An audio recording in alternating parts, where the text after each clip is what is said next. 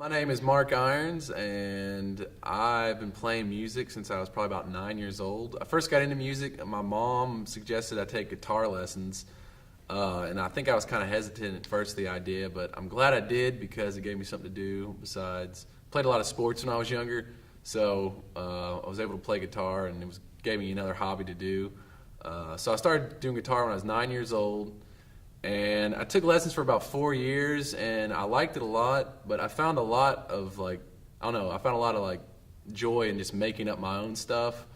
So I just started making up songs, just random words, really nonsensical probably stuff, just with some chords. And I can think of the first song that I wrote and recorded with a friend of mine in his garage. It's called Cartoon Head, and it's about my younger brother who at the time was probably 8 or 9 years old, and all he ever did was watch cartoons. And so I wrote a song about it, and it's just a goofy song, and I don't really play it anymore, but that was the first song I ever wrote. It's kind of weird, but it's Cartoon Head.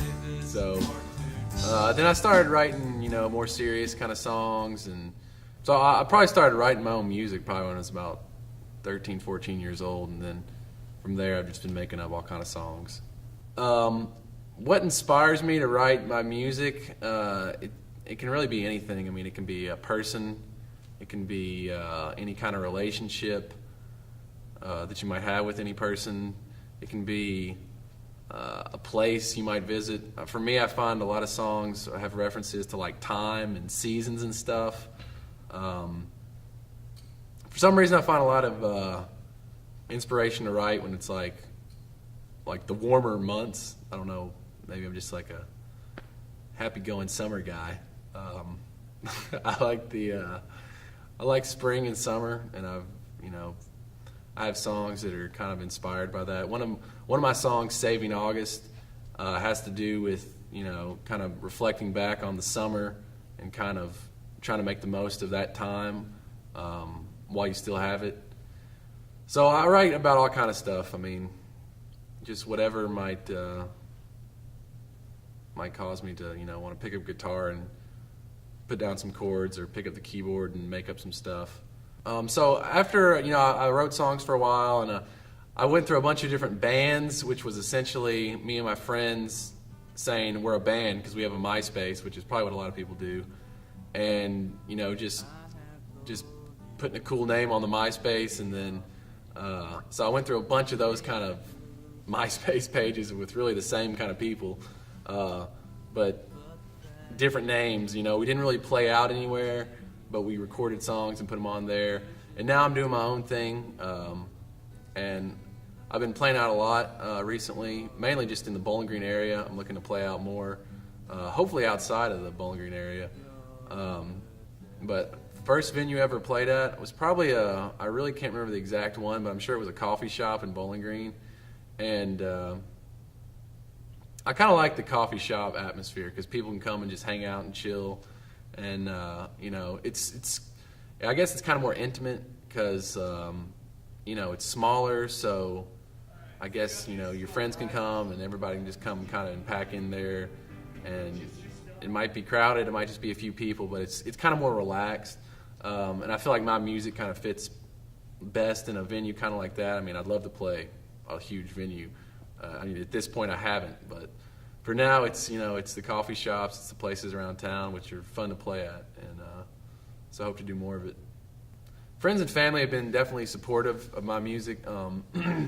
Friends will come out and watch me play. I can always at least look out in the crowd of an audience at a show and see at least one familiar face. So it's always nice to be playing for people that know you or might be familiar with your music. As far as I promote my music, especially nowadays, just with what you can do with the internet and MySpace and Facebook and Twitter and stuff, you can really get a following without having to be in some big music city or something like that. That's what's cool about MySpace and all these internet tools. You can advertise and try to get a following just through that. So that's mainly probably a lot of kind of smaller independent musicians. That's my main tool for trying to get people to, listen to my songs and everything.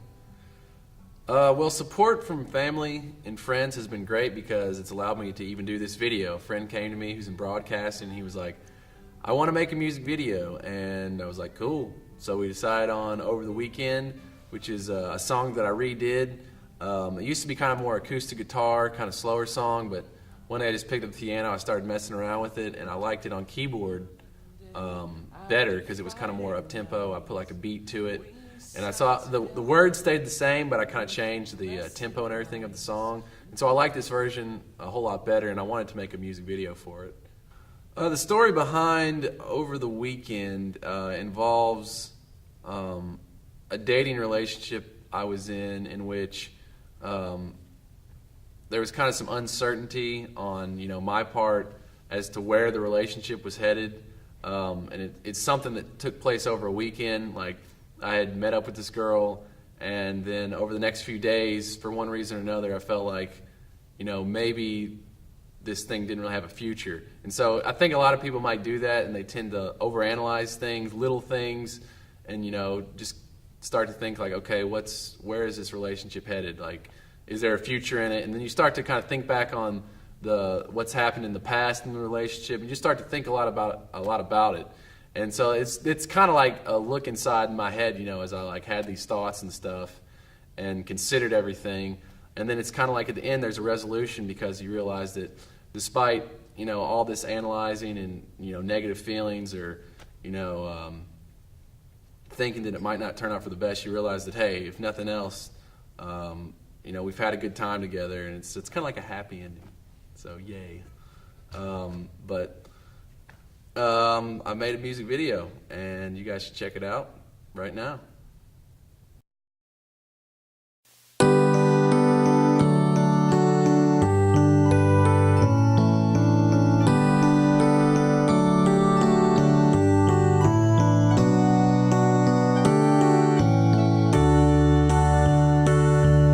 Saw you on Sunday after Friday night, and we sat together beneath fluorescent lights, and the night was a good time, comfy as can be. But something happened Tuesday, something I couldn't see, something I couldn't see. I couldn't see that your eyes dark as paved roads, where have they been? Caught up in a whirlwind of blank confusion. Doubt goes caving without a headlamp, and I'll send you a letter without a stamp, a letter without a stamp.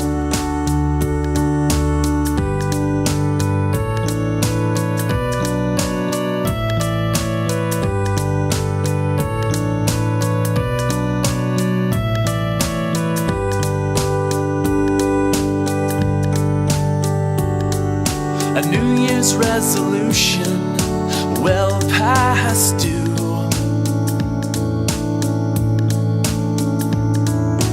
I'll stop making 2 and 2 anything but 4.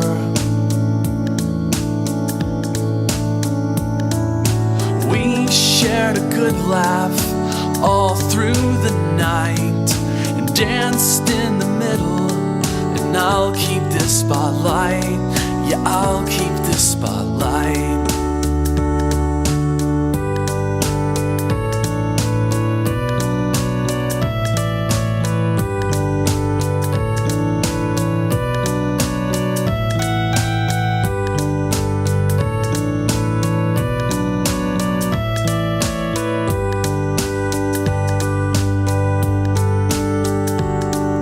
Saw you on Sunday after Friday night, and we sat as new friends beneath fluorescent lights.